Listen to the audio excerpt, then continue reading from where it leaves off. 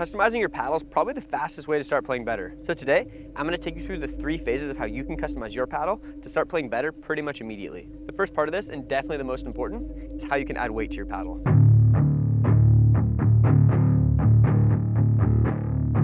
So when I'm talking about adding weight, what I'm referring to is adding weight to the sides of your paddle or to the handle of the paddle to increase the swing weight or to increase the twist weight. You can also just do this to increase the general weight of the paddle. So what are swing weight and twist weight? These are actually pretty important. You don't really need to understand them, but it does help to have a slight grasp. So swing weight is how hard it is for your paddle to go like this. So the more weight that you have at the end of the paddle, the higher the swing weight is going to be. So just because a paddle is heavy, if all the weight is centralized closer to your hand, that actually might not mean that the swing weight's very high because it's easier to move the paddle in this way. Twist weight is how hard it is to move your paddle like this. So if you add weights to the sides of your paddle, you'll increase the twist weight. And twist weight is very responsible for the size of the sweet spot of the paddle. So if you increase the twist weight, generally you're probably making your sweet spot a little bit bigger. In terms of how we can add weight to our paddles, there's a few options. The most common and the cheapest is to use lead tape. So this is a roll of lead tape, and how you use it is you essentially get scissors, cut off a strip, and put it on one side of your paddle, and you should definitely try to make the strip the exact same length on the other side too, which can be a little bit of a hassle, which is why I generally recommend using pre-weighted weights. So these are tungsten weights. So this is our product, Balance Pods. Tungsten tape is, in my opinion, better than lead tape because lead tape is known to be a little bit toxic. So if you're using it, you need to put tape over it. Whereas if you're using tungsten weights, you don't need to put tape over it. You can just put it on your paddle and it should stay on without requiring a layer of tape on top. So regardless of what paddle you use, it probably varies by 0.3 ounces in terms of what it weighs. So you need to make sure that you weigh it if you want to get an accurate experience every single time. So if you want to be extremely accurate with this, you should be using one of these scales every time you put weight on to just see what you're at so that you can get the same result with the next paddle. But you don't need this 100%. If you're using the same amount of weight on each paddle, you should be able to feel it while you're playing, whether or not you like it.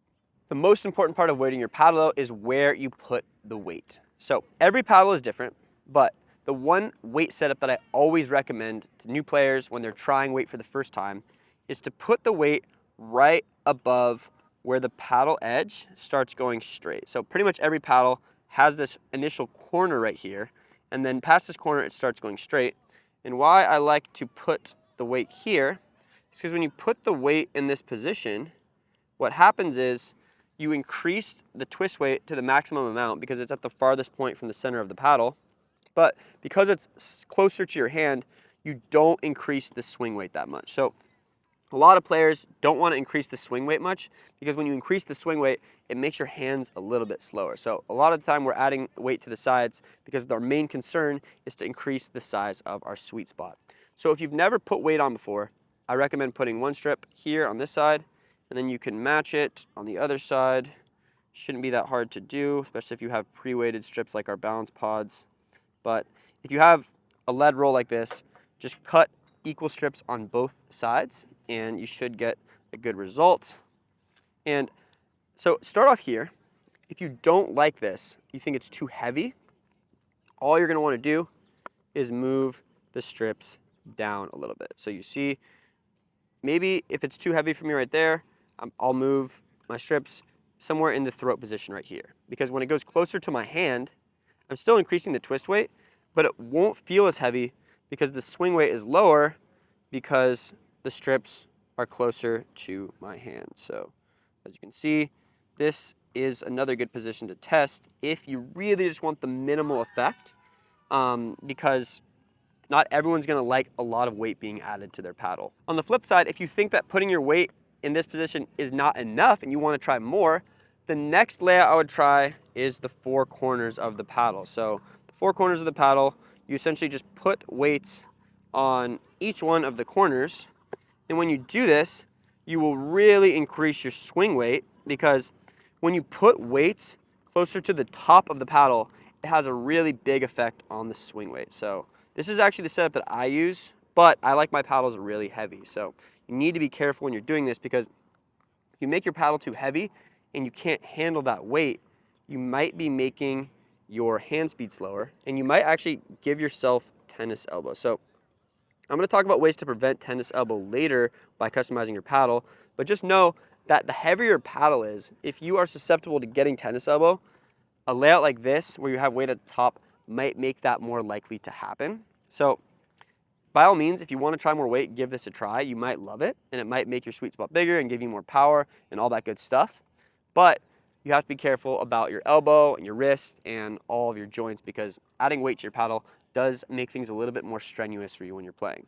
In terms of fine-tuning these setups, in the last phase, I'm going to go over how you can test this on the actual court so that you can get the perfect setup for your game. So not everyone's just going to need these standard setups. Depending on your paddle or how you play, you might want to tweak things a little bit. So in the last section, I'll show you how to do that. But just know that when you're using lead, you should get more power and have a bigger sweet spot pretty much automatically. What you need to watch out for is the slowing down your hand speed, and you need to watch out for any potential injuries that could come from it. So not everyone's going to like lead, but I'd say probably 80% of players will be better off using at least a little bit.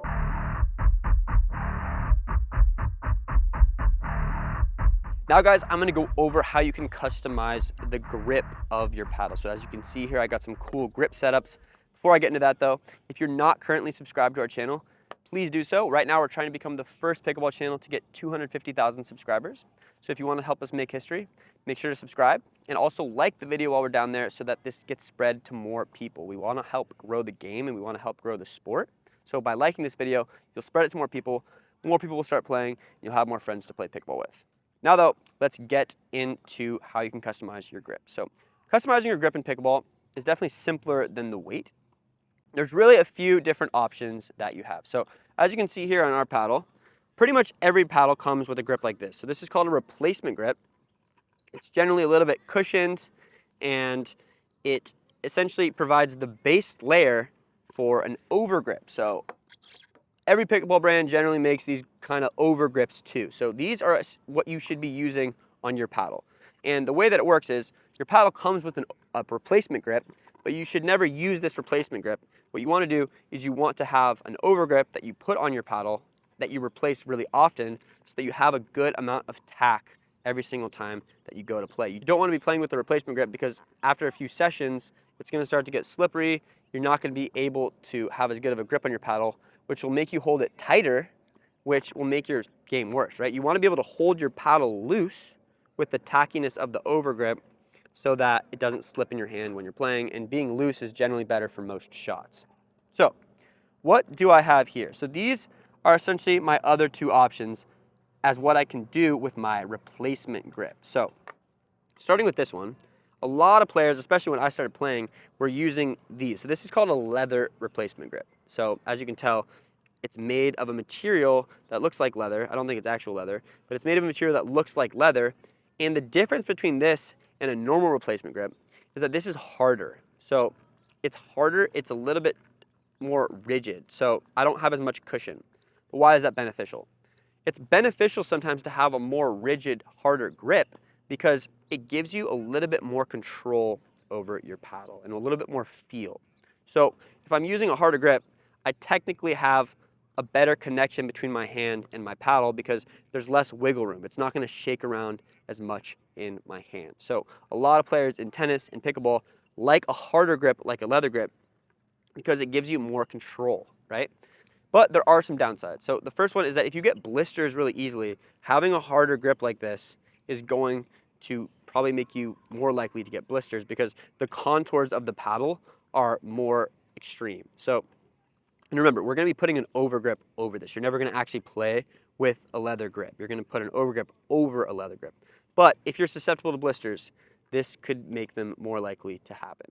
The other downside to using a leather grip is that if you're susceptible to tennis elbow, technically, because it's harder, the ball is going to put more shock into the grip, and that's going to go into your arm, which might make you more likely to get tennis elbow. So if you get tennis elbow and you get blisters, this might not be the option for you.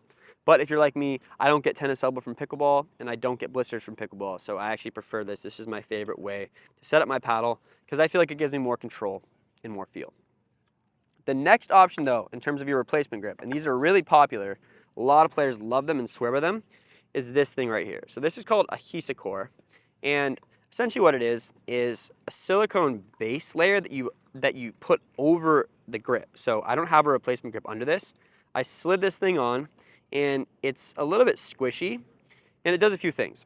The first is that it makes your grip bigger. So because it has additional, volume, when I put this on, my grip, the circumference of my grip increases a pretty good amount. So when you increase the circumference of your grip and you make it bigger, what that does is it makes it a little bit more stable. So you're getting the benefit of that stability.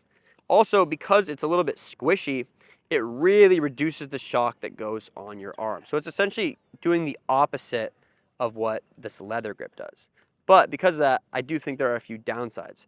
Downside is that because it's so squishy, you don't have as good of control on the paddle face. So is one of these better or worse? Is the leather grip better, the normal grip better, or the Hesacore? I don't think so. I think it's more of a personal preference thing. I've seen pros using these, I've seen pros using leather, and I've seen a lot of people, most people just use the basic grip that the paddle comes with. It's really about trying and figuring out what's best for you. And guys, I have no affiliations with Hesacore or with this leather grip brand. I'll link them below, but just know the only reason I'm including these in the video is because a lot of players use these and a lot of players like these products. Personally, my favorite of these options is the leather grip because I think it gives you the most control and really gives you the most mind-muscle connection with the paddle, but you need to try them all if you want to figure out what's best for your game. So don't take my word for it. Try it yourself and see what you like the most.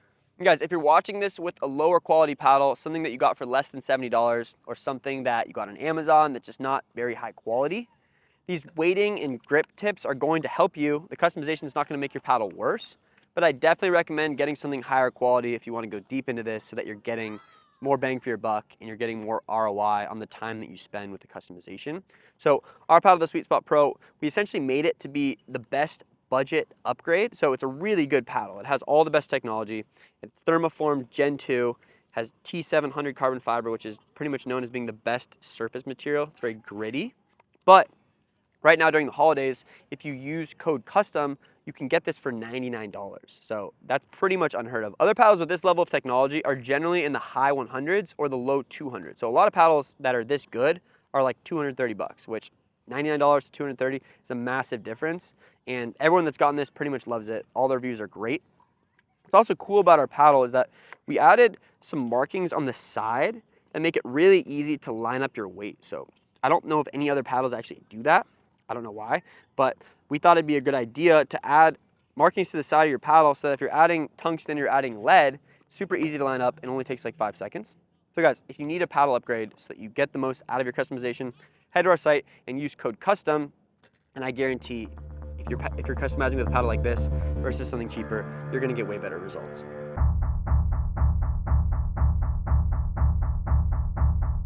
The next phase of paddle customization is what I call tuning or testing.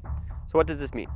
Well, not every player and every paddle is going to be perfectly set up with the options for weight and grip that I showed you earlier in the video. So what you can do to test this is you can go to the courts with 2 identical paddles and you can try 2 different weight options, determine which one you like better, and then repeat this process until you get the perfect paddle for your game. So there's different levels in terms of how far you can take this, but I recommend doing this at least a few times so that you can determine whether or not you're better or worse with a certain layout. The problem is not every single player has 2 paddles to do this with, so if you only have 1 paddle, what you can do is go to the courts with the weight setup, try it out, see if you like it better than what you had before, and then make changes again to see if you like the next setup better than what you tried. So you can repeat this process a few times to determine whether or not you like more weight, less weight, weight closer to the handle, or whatever, right? The one thing that you need to keep in mind when you're doing this though, is that when you're adding weight to different parts of your paddle, you're going to be affecting the balance point.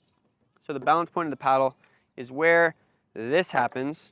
And as you can see on the Sweet Spot Pro and on most paddles, it's right above this corner. So you don't want to affect your balance point too much when you're adding weight, because when you move the balance point of the paddle, you also move where the sweet spot is. So if I shift a bunch of weight towards the top, my sweet spot's going to go up.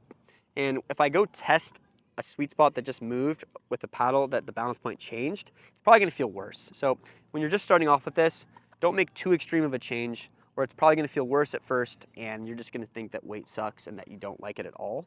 try one of the setups that I recommended to start off if you've never done this before. And then maybe if you have assumptions about what you think will be better, you can move things around more and go in a more extreme way. The moral of the story is though, to start off, make an assumption of what you think you need. Maybe you think you need a heavier paddle. Maybe you think you want to try the leather grip. Regardless, go test that out and then continually make changes based on what you see happening on the courts. And if you want to watch a video that goes over exactly how to hold your paddle on every shot, how to hold the grip properly, watch this.